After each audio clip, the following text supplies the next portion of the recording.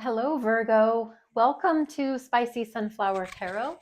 This is going to be a reading for the upcoming week or maybe just an energy check-in. Whatever you really are coming to this reading for, that is what it's going to be really designed for, is whatever you need it to be as far as, checking in or giving you a message. Let's just see what happens. I have a very general spread ready to put out for you just to kind of go over whatever shows up. So that's really what you can decide what this is for. I have the Light Seers Tarot here for you in your main deck, and going to use Intuitive Whispers Oracle as the final message. So Light Seers Tarot, one more shuffle for the sign of Virgo. Virgo can be your sun sign, moon sign, rising. Sometimes they call rising an ascendant. And if you know your top three in your birth chart, that's really how you kind of know which zodiac sign reading to watch, is if it's your sun, your moon, or your rising. I recommend checking all three, just checking in, and that way you kind of get a really good overview of what is showing up, what's out there. If you don't want to watch all three, just check in for your rising sign or your sun sign mostly. And Virgo can be your anywhere in your chart that you have Virgo. Sometimes people watch zodiac signs for their cross watching. They know a Virgo and they want to see what a Virgo's up to. So they check in on a zodiac reading and it kind of gives them an overview. They're called cross watchers. So cross watchers are welcome. If you've never cross watched for somebody else's sign, then maybe that's not your jam, and that's okay too. I just really want to highlight and really encourage you to use your judgment when you're watching any tarot card readings. Sometimes it's not your energy, it's not your fit, it's not your story. Don't make it fit. Virgo, thank you for being here. Thank you for your energy. We already had a jumper pop out, so that's going to be your first card. Let's go ahead and take a look at that and see what it says. We've got the Two of Swords, which is confusion, mental instability as far as I can't make up my mind right now. I have a decision to make, but I'm of two minds. I can be holding two truths at the same time equally. I could go in decision A and that has these consequences. I can go decision B and that has these consequences. And I like both options as far as, going in those directions. So it's just indecision. It's an ability to not be able to move right now. And sometimes it's because we choose to keep ourselves blinded to the truth. This person has a blindfold over their eyes. So it's almost like they're choosing not to see truth, not to see the decision. Maybe you don't want to know the actual truth right now. Maybe it serves you to be a little blinded, to be a little in the dark. Maybe it's safer. Excuse me, I've got a frog now. Maybe it just feels a little bit safer to stay exactly where you're at, to not make a move. If you've got a decision like, I'm going to stay at my current job or I'm going to go to a new job, both can feel scary. Both can be, I don't know, it's easy to get stuck. That's all in the mind, especially in the swords. Two of Swords is in the mind. But then you've got the Queen of Swords, and that means you are making a decision. The Queen of Swords they're not a joker, a rounder. They're not a joker, a smoker, a toker. They're not a midnight, what's the song? Anyways, gosh, I got off on a tangent. Queen of Swords makes decisions. They don't hustle. They they don't sit there and go back and forth and waver and have consternation about one way or another. There is a decision and it gets made. I'm the Queen of Swords. I draw my line in the sand and you don't cross it. I make sure to explain how I feel and think. I'm not emotional about it. I'm in my mind, I'm very clear, concise, and diplomatic. The Queen of Swords is very intelligent, very intellectual. They see all of the um, red flags before anybody else. They notice and they are very observant of the room and the energy and people's capabilities of what to say and do next. The Queen of Swords is, I just really think of the queen on the chess board. They've got their move made well before you've even thought of your first move. They've got their end move in mind. So the Queen of Swords is very strategic. And I think that if you were struggling for a minute with indecision, you very quickly made up your mind to which way you were going. And as you're looking out into the horizon in the thinker pose, your head, chin resting on your fingertips, you know exactly what you're doing and where you're going. However, that's in your mind. In your emotions, there's a state of reevaluating. There's a state of, I don't know. I don't know if this is the right way to go or not because I'm not feeling excited about it. I'm feeling rather bored with the offer. I'm feeling rather ho-hum. I don't know if I need to be changing my whole life around right now. There's just this feeling of I need to rethink this. I need to put this back into my journal or take this to my counselor or chat about it with my girlfriends over drinks next week. I just need to rethink my decision. Should I do that or should I stay put? But then the tower happens. And the tower is a sudden shakeup. It's a sudden loosening of the ground that you thought was stable. It is when you put your lock, stock, and barrel into one plan and that plan shakes loose and you're left like, oh crap, I have to decide something right now because if I don't, I could lose everything I've worked for. If I don't make a decision right now, I better take action. The tower is not a bad thing. The tower happens for our benefit. It's something that happens for us, not to us. So the tower is a shakeup. The tower is a sudden shock, a sudden revelation. Your boss is quitting, the company's closing down, and it seems like the worst thing that could possibly happen. But then you realize when you look back, that was really a blessing in disguise. What else can we tell Virgo? Virgo, let's see, 9 of Swords. You are struggling in your mind about all of this, even though it seemed like you really made your mind up. You were Queen of Swords. You were so set and determined. I think this shakeup, this four of Cups, had you in your emotions. It's cups, it's in your heart, it's in your feelings.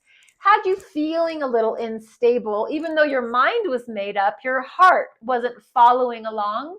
And then the tower shows up and really shakes the shit out of the foundation. And now you're here with insomnia. And now your mind is at unrest.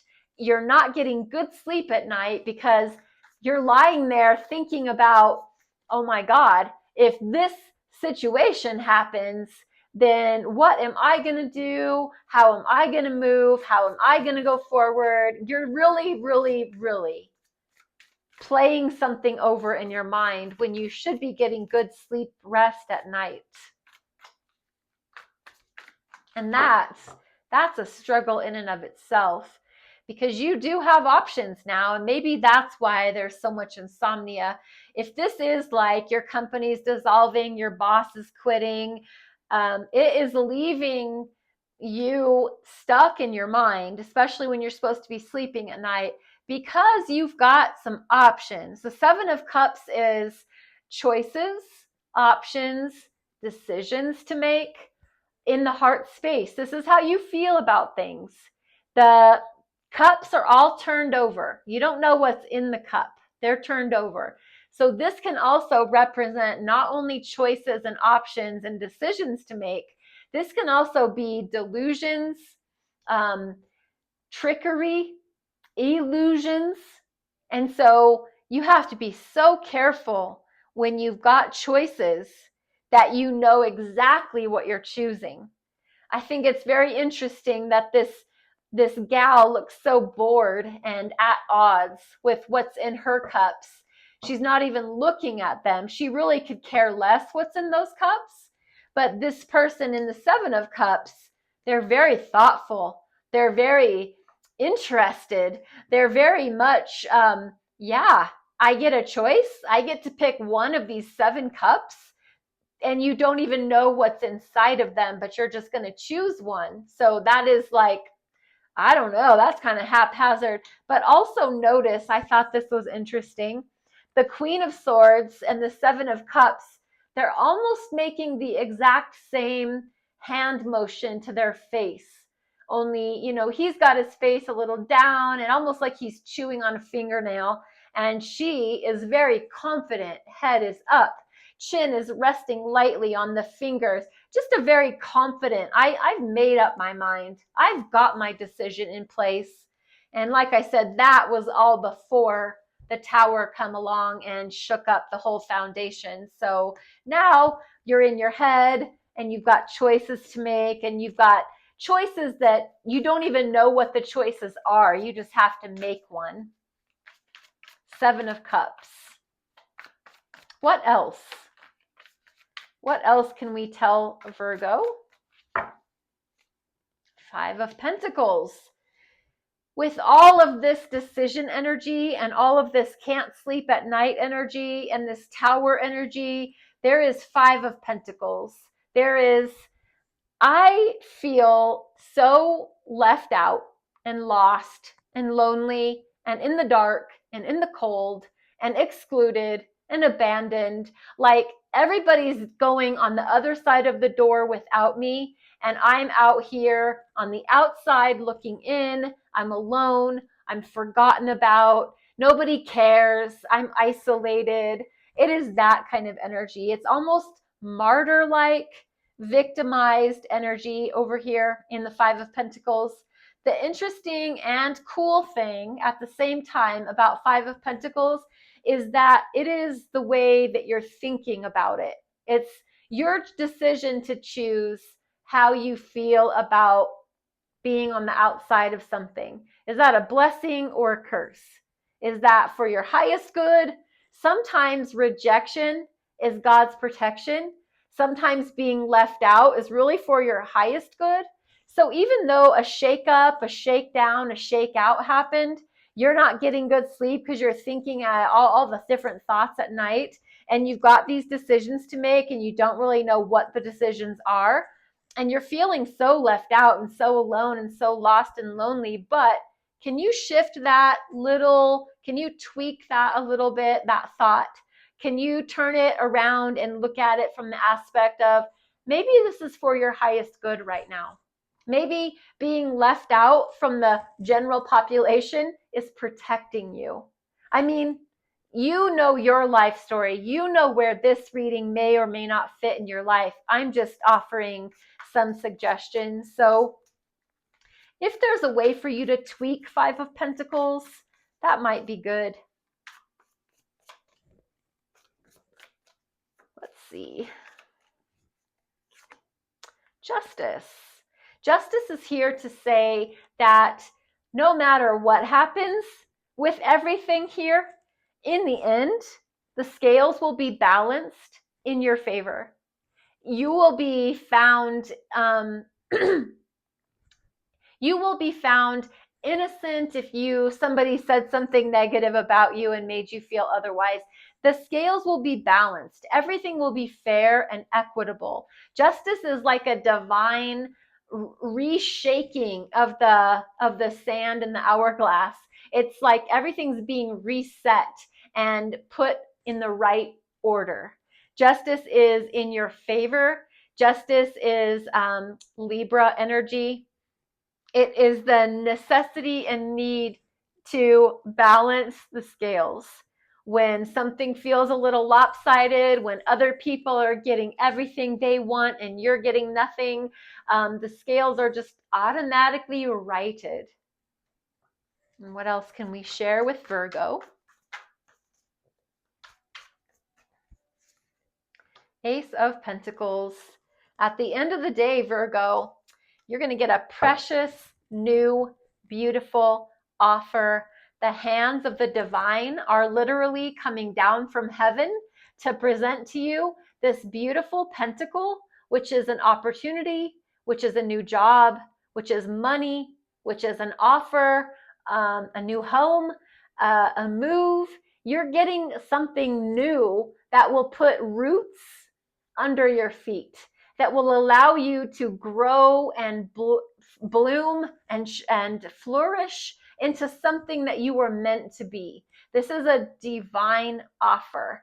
I really do get the sense that, let's just go with that analogy. This was your boss is quitting, your company's dissolving. It had you all up in your head. And now as you go in the job market, you've got all these choices and decisions to make. And even though you're putting resumes and applications out, you don't really know where you're putting them out to. And you're starting to feel like, I am just lost and alone in this whole process. But justice is here to say, I've got you. I've got your back. And everything's going to be okay. And all the things that you thought were unfair, they're going to be made right. And then lo and behold, a perfect new opportunity presents itself for you. Libra, I want to give you an Intuitive Whispers Oracle card to finish off for you. And with that, let me shuffle the last one. We have Slow Down. Card number one. Card number one, and the number one indicating new beginnings and creation. I'm going to grab the book because I don't want to alter the meaning of that slow down, even though it sounds pretty explanatory. Slow down. Card number one. You are being called to slow down. The world around you might feel like it's moving too fast, but remember, there's hardly ever an outward hurry, only an inner one. You don't need to move fast to get to your destination. Slowing down will allow you to prioritize what is truly important to you and make space for your intuition to be heard.